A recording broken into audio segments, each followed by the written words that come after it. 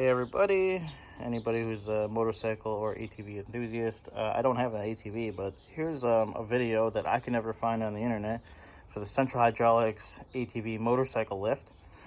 Your 1,500 pound capacity, model number 2792. You can only buy these at Harbor Freight. They don't really technically ship them, and they're also really hard to get.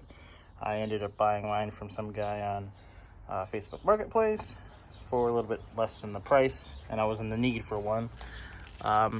Your manual there does not tell you at all how to fill the oil in your bottle jack, and it doesn't even tell you on the assembly where the hell the thing is. What you'll find is there is a nub on the back here with this black rubber plug. It's really hard to tell too, because from looking at it, it looks like metal or it's just an indent. No, but it's actually your filler plug for your bottle jack. I would suggest that if you're going to fill it, stand it up like this, vertically up against something, or right now I'm having my girlfriend hold on to it for me.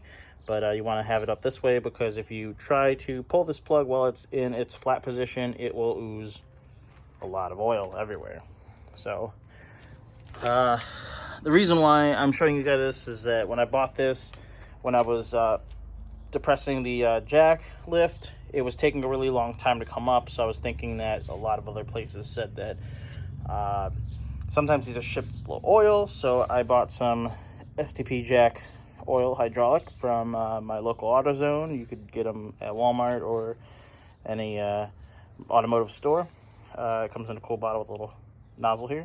So I'm gonna fill it all the way up. They claim you want to fill it all the way up to the top, and if it overfills a little bit, you want to let it ooze out a bit.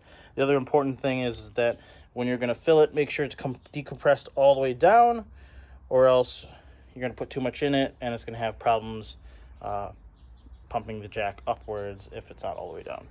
So we're gonna fill it up and then test it out, and we'll see how it works.